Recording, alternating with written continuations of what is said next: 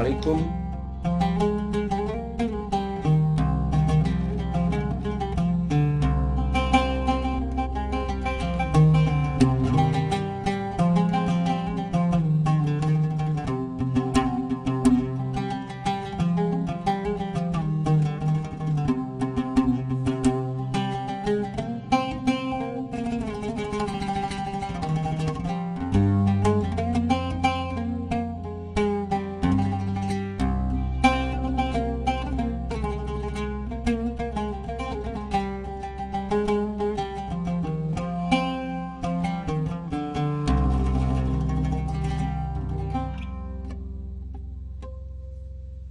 Good evening, Ramadan Kareem, and welcome to the Tower of David Museum. My name is Eilat Lieber, and I have the honor to be the director of this museum. Located in the ancient citadel of Jerusalem, the Tower of David tells the full story of the history of Jerusalem, 4,000 years of history. This beautiful ancient citadel actually represents all the layers from the history of Jerusalem. Rich history, first 1,000 years of Jewish history, then Christianity, and then Islam. That's why this is the perfect meeting point to celebrate the three Abrahamic religions festivals. Usually we welcome hundreds of thousands of pilgrims, visitors, and believers coming to Jerusalem to celebrate the holy places. But this year is different. And since the COVID-19 pandemic, people cannot visit the holy city, the holy places. Here at the Tower of David, the gateway to Jerusalem, we invite you to celebrate the Iftar this evening with us. I would like to invite Dr. Yehuda Stolov, Executive Director of the Interfaith Encounter Association, our partner to this evening. Thank you very much. Welcome everyone. The Interfaith Encounter Association works for more than 18 years to build intercommunal bridges of friendship and mutual care between neighbors in the Holy Land. We do that mostly through ongoing groups that bring together neighboring communities for ongoing encounter about religion and faith and culture. Our oldest group works for 17 years. And we established until now 106 groups throughout the Holy Land. Since the year 2005, so 15 years from now, we organize every year annual Iftar where we invite people from all our groups to come together, break bread together, celebrate together with our Muslim brothers and sisters the breaking of the fast. This year we already planned several months ago to do it in cooperation with the Tower of David. Originally we thought we will all be together and we will be physically eating bread together, but unfortunately this is not possible. So we are still eating together, but each of us in our own place. We do have the advantage that comes because of that people even who are more far away, who could not come to Jerusalem anyway, are still able to join us. I want also to mention that for many years we used to celebrate this event in a specific day during the month where there was also a Jewish fast. So there were Jews and Muslims breaking the fast together. But in the last few years this is not happening, so we are celebrating it just any time. I would like to ask Dr. Taleb Alharithi to present the prayer that ends the fasting, and after that we can start our meal. اللهم ابعد عنا المرض وآلامه واشف اللهم كل مريض يتألم ولا يتكلم ولا يعلم بحاله إلا أنت. اللهم يا من شفيت أيوب من علله وجعلت النار بردا وسلاما على أبينا إبراهيم، أبعد عنا هذا الوباء الخطير، فأنت الشافي وأنت العافي، ولا مفر لنا من قضائك إلا إليك. O Holy One, drive away from us all forms of sickness and disease. Restore strength to our body and joy to our spirit, so that in our renewed health we may bless and serve you now and forever.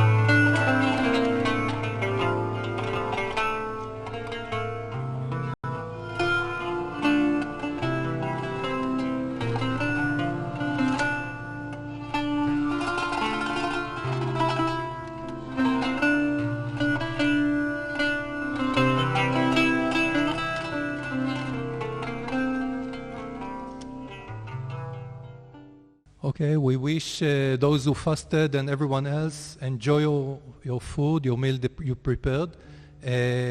While you are eating, we will be enjoying more music.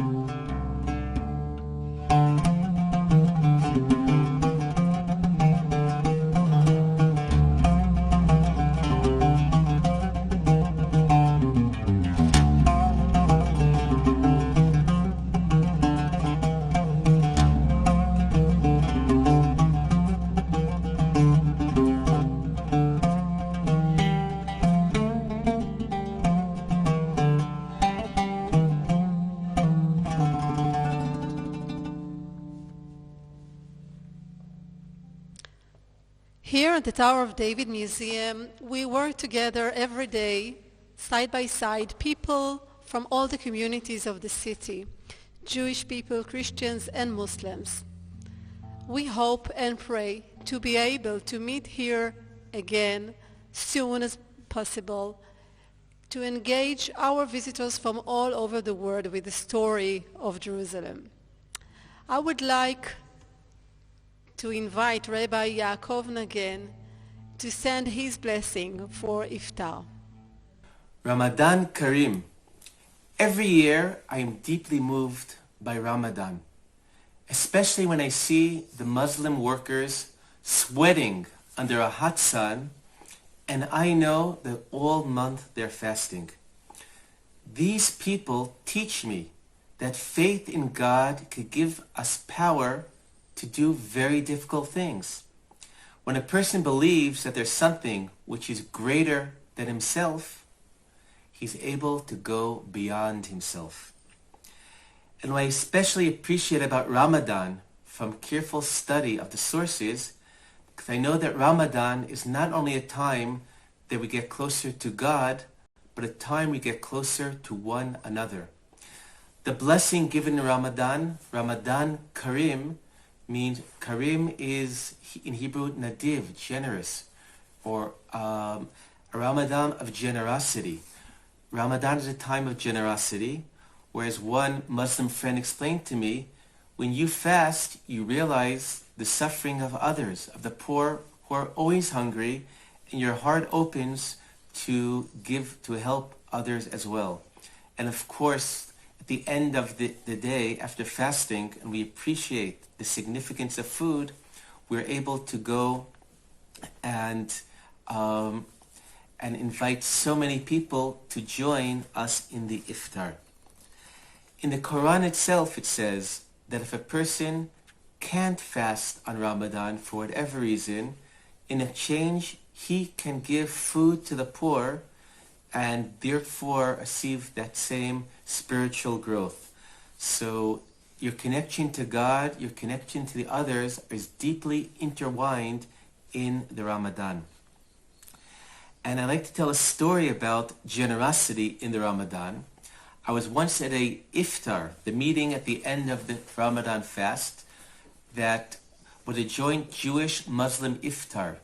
It was held on the 17th of the month of Tammuz, which was then a fast day for Jews as well as for Muslims. It came to the end of the day, everyone's ready, waiting to eat, but then we realized there's a problem because the Jews' fast ends only at what's called Seit Kochavim, the going out of the stars, whereas the Muslims from sunset could already eat. And I remember one of the Muslim dignitaries, Sheikh Abdullah Manasra, say, we will all wait for the Jews to be able to eat so we can eat together. The next day, I was waiting to go to another Iftar with one of my colleagues, also very active in the Agudat HaMifkash HaBen-Dati, in the Interfaith Encounter, that Sheikh Abu Khalil, and he came in from Ramallah, and right before sunset, I get a phone call from him that he's stuck somewhere on a street corner, and he's looking for me to come and pick him up. And I realized I haven't yet prayed the afternoon prayer. And I realized that if I do pray that prayer, Abu Khalil will be out in the hot sun and prevented from getting from breaking his fast at the right time. So I had so I decided, I took my car while driving, eyes open, as best as I can, I said the words of prayer to pick up Abu Khalil. So one act of generosity led me to another act of generosity. Now I'd like to take these discussions to the crisis that we're dealing with today, of the corona, and share with you a prayer that the Chief Rabbi of Israel has instituted in response to the corona, and I'll try to share this with you in English. God of the first and of the last, God of all creatures, Lord of all generations, he arouses those who sleep and awakens those who slumber. He heals the sick, opens the eyes of the blind, and raises those who are bowed down. We come before you with a bowed head and with a bent stature and plead. Hundreds of thousands have died. Millions have fallen sick. Save, we beseech thee, O Lord. We entreat thee, O Lord, send prosperity. Send complete recovery to the sick. Avert the plague from your world. Please, God, you have nourished us in famine and provided us with plenty. You have removed us from pestilence and freed us from severe and long-lasting disease. Help us. Until now, your mercy has aided us, and your kindness has not abandoned us. Therefore, we plead and request before you to heal us. Lord, and we will be healed. Save us, and we will be saved, for you are our glory. I'd like to add a personal prayer. Suffering is one of the greatest teachers.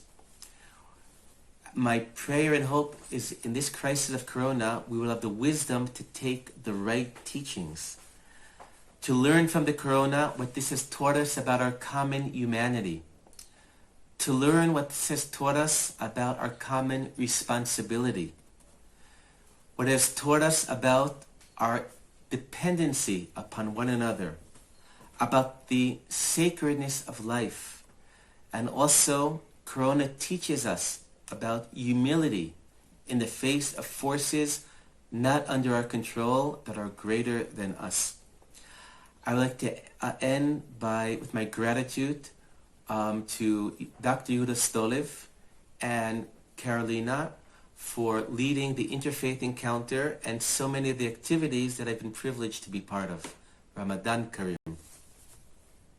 I would like to invite our guest, Father Rafik Nahra from Latin Patriarchy, the responsible for Hebrew-speaking Catholics to bless this Iftar. Good evening to everybody. مساء الخير للجميع. رمضان كريم إن شاء الله بالبركات عليكم جميعا، الأطفال والآباء والأمهات والختيارية. إن شاء الله تكون السنة يكون هالعيد بركة عليكم جميعا. I give all my greetings to all our friends who are Muslim. This period of prayer, fasting and charity, salat, sawm, zakat, is a blessing for everybody.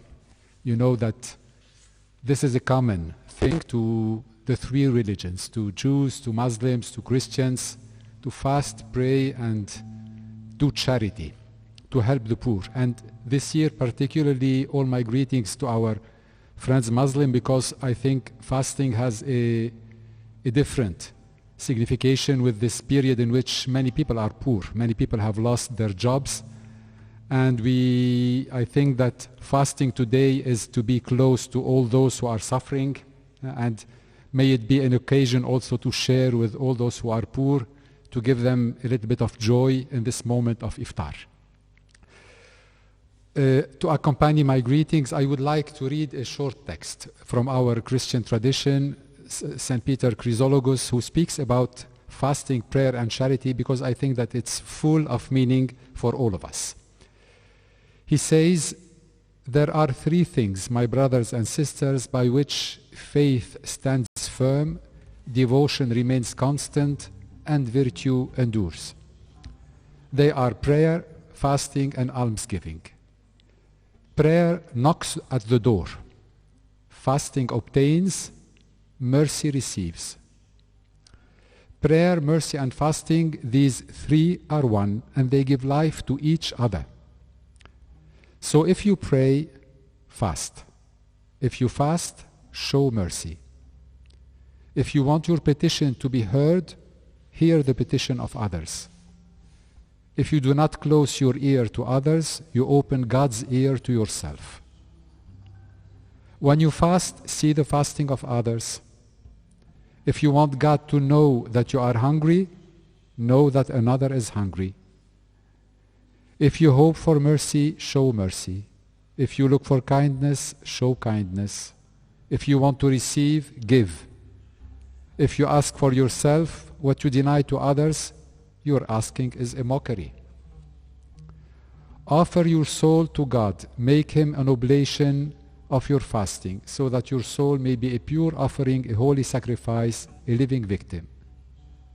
But to make these acceptable, almsgiving, charity, must be added. Fasting bears no fruit unless it is watered by mercy. Fasting dries up when mercy dries up. Mercy is for fasting, as rain is to earth. الرحمة للصيام هي كما المطر للأرض.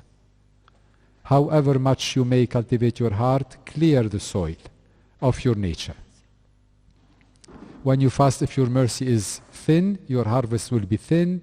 When you fast, what you pour out in almsgiving overflows into your barn. I want to end with a short prayer that can be the prayer of every one of all of us. أبانا الذي في السماوات ليتقدس اسمك ليأتي ملكوتك لتكن مشيئتك كما في السماء كذلك على الأرض. أعطنا خبزنا كفاف يومنا واغفر لنا ذنوبنا وخطايانا كما نحن نغفر لمن خطئ إلينا ولا تدخلنا في التجارب لكن نجنا من الشرير. آمين. Thank you. I would like to invite Sheikh Hafiz Abdullah from London to tell us, what is Ramadan all about? Assalamu alaikum. Peace be with you. Shalom. This is Hafiz Abdullah Muhammad from the Quran Study Group in London. I would like to welcome everybody joining this online Iftar program organized by the Interfaith Encounter Association in Jerusalem. I would like to thank Dr. Yehuda Stolov, its director, and the Tower of David Museum for organizing this event. This is my second time participating in this event. Last year I was privileged to join in person live in Jerusalem when we celebrated Iftar with communities from different backgrounds joining this event. So we had Jews, we had Christians, we had Muslims, we had Druze, and we had members from other communities joining in the gathering. I will be making a presentation about what is Ramadan and why Muslims fast. First, a few words about the Islamic calendar. The Islamic calendar is dated from the event of the Hijrah, which is the migration of the Prophet Muhammad, peace be upon him, from Mecca to Medina in the year 622 CE. Hence, it is known as the Hijri calendar. We are now in the year 1441 after the Hijrah. Like the Jewish calendar, the Islamic calendar is based on the lunar calendar, which consists of 354 to 355 days a year, and is 10 to 11 days shorter than the solar Gregorian calendar. There are 12 months in the Islamic calendar, which are determined by the actual sighting of the moon. Interestingly, the English word month comes from the word moon. Ramadan is the 9th month of the Islamic calendar. Ramadan is the greatest month in the Islamic calendar and the only month mentioned by name in the Quran in chapter 2 verse 185, as we shall see later. The word Ramadan comes from the word Ramadan, which means intense heat. And it is said that the Arabian months were named according to the seasons they fell. And when Ramadan was first named, it coincided with the summer months of intense heat. Some scholars have said that due to fasting, the temperature within the body increases, hence there is an element of heat involved. Others have also explained that just as strong heat burns, so in the same way Ramadan fasting burns away the sins of the fasting person. This is the reference to Ramadan in the Quran, chapter 2 verse 185. شهر رمضان الذي أنزل فيه القرآن هدى للناس وبينات من الهدى والفرقان فمن شهد منكم الشهر فليصم. The month of Ramadan is that in which was revealed the Quran, a guidance for the people and clear proofs of guidance and criterion. So whoever sights the new moon of the month, let him fast. The blessings of Ramadan. The Quran was first sent down during Ramadan in a special night called Laylatul Qadr, the night of power, which appears at the end of Ramadan, in one of the odd nights of the last 10 days of Ramadan. Muslims fast from dawn to dusk in this month, and they do extra acts of worship because the rewards are greatly multiplied in this month. Other than fasting, Muslims try to recite the whole Quran, spend the night in prayers, and especially become charitable to empathize with the poor and needy around the world, not only through the act of fasting, but also in actual spending. In a prophetic tradition, we are told when the month of Ramadan starts, the gates of heaven are opened, the gates of hell are closed, and the chains are put on the devils. Fasting in Ramadan. Like the other communities before them, Allah orders the Muslims to fast in Ramadan. So in chapter 2, verse 183, the Quran says, Ya ayyuhalladhina amanu, kutiba alaykum as-siyamu kama kutiba ala alladhina min qablikum la'allakum tattaqun. All those who believe, the fasts have been enjoined upon you, as they were enjoined upon those before you, so that you may be God-fearing. So this fasting, in Arabic, Sawm or Siyam, is a hidden act of worship. The second act of worship after the prayers, and the fourth pillar of Islam amongst the famous 5 pillars of Islam. Fasting was first made obligatory in the second year after the Hijrah in Medina, and the Prophet himself observed 9 Ramadans in his lifetime. A fasting person is praised in the Quran in the following words: وَالصَّائِمِينَ وَالصَّائِمَاتِ أَعَدَّ اللَّهُ لَهُمْ مَغْفِرَةً وَأَجْرًا عَظِيمًا. And the fasting men and the fasting women, Allah has prepared for them forgiveness and a mighty reward. Fasting appears in different religions in different forms. The Quran itself tells us that before the Muslims were ordered to fast, the people before them were also ordered, in chapter 2, verse 183, as we saw earlier. Hence, we find remnants of fasting in all major religions in different forms. The Quran itself tells us that when Mary was given birth to Jesus, she was fasting. Chapter 19, verse 26 of the Quran. The Bible says that Moses fasted for 40 days, and so did Elijah, David, and Daniel. And the most important Jewish fast, as you know, is the Yom Kippur, or the Day of Atonement. The New Testament tells us that Jesus also fasted for 40 days before his ministry. And he is reported to have said, when you go and do fasting, do not put on a sad face like the show-offs do. They go around with a hungry look, so everybody knows and will be sure to see that they are fasting. Remember, they have been paid in full. When you go without food, wash your face and you comb your hair, and so that the others cannot know that you are fasting. This is recorded in the Gospels of Matthew, Mark, and Luke. Why do we fast? What is the objective of fasting? In the verse prescribing fasting, Allah says, لَعَلَّكُمْ تَتَّقُونَ, so that you may develop God consciousness, taqwa, which is to be conscious of God at all times, fulfilling his commandments, and deliberately avoiding the things which he has forbidden. Thus, taqwa is the inner psychological awareness of a Muslim for God, and as pointed by the Prophet, it is something that is residing in the heart. A person becomes close to God with taqwa and not through any rank or status. As the Quran says, Inna akramakum indallahi atqakum. Chapter 49, verse 13, surely most honorable of you in the sight of God is the one who is the most God conscious. We learn patience, gratitude, and sacrifice through fasting. Fasting is an act which symbolizes abstinence from sins and a willingness to sacrifice even the lawful things for the sake of God. When a person gives up food and drink, they realize how much they are in need of God's provision on which their existence depends and which is very often taken for granted. It is an opportunity for the person to be grateful to God for all the many blessings he has given us. At the same time, one will empathize with the poor and needy, and it will encourage one to help them. Fasting is also a synonym for patience, sabr, as it develops self-restraint and strong willpower. The Prophet ﷺ, he said that Ramadan is Shahr al-Sabr, the month of patience.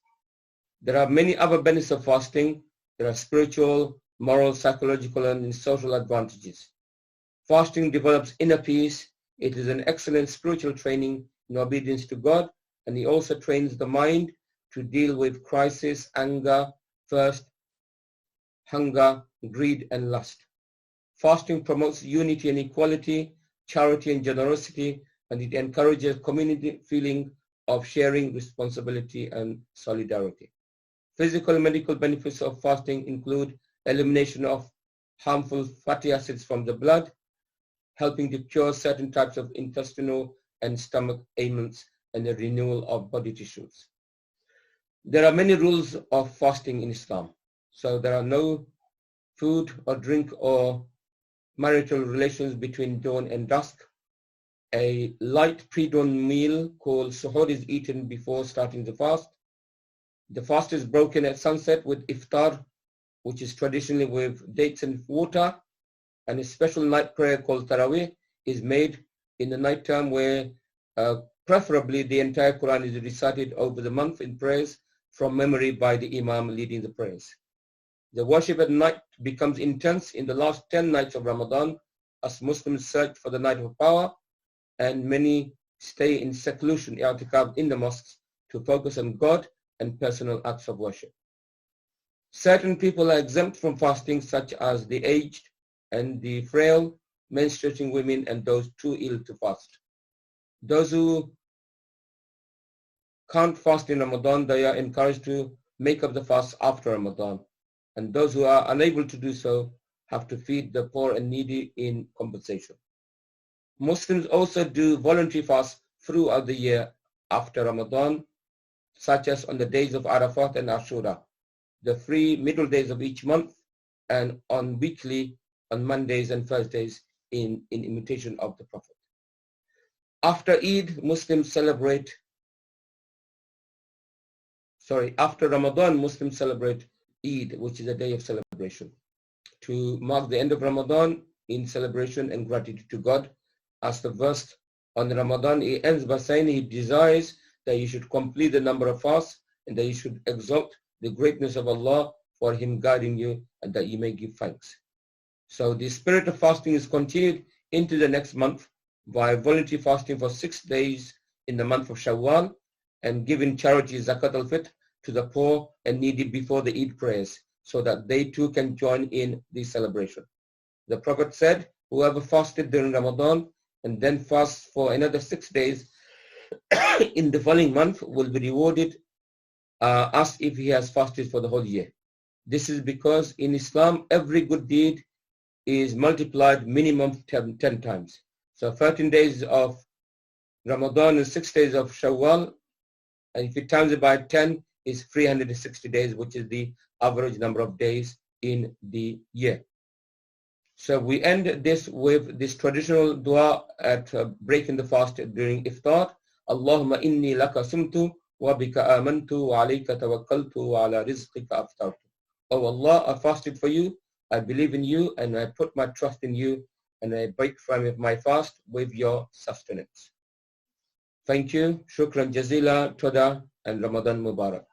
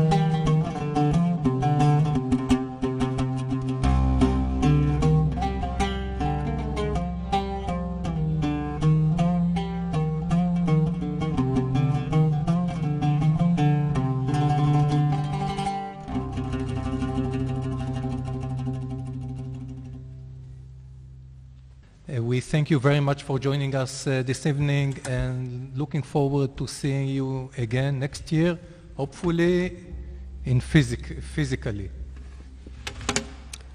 So thank you, Dr. Stolov, and thank you for the Interfaith Encounter Association. Of course, we want to thank you for being with us this evening, this Iftar.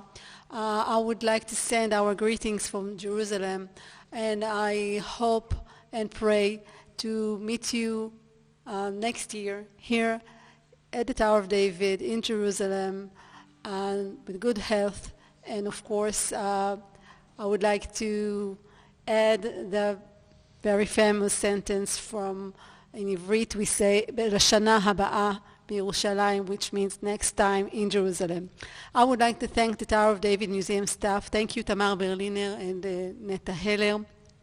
Thank you, our oud player, Gal Hever, and our photographer, Ziv Kessel. Next year in Jerusalem, Ramadan Kareem, and good evening to all of you. Thank you. Thank you.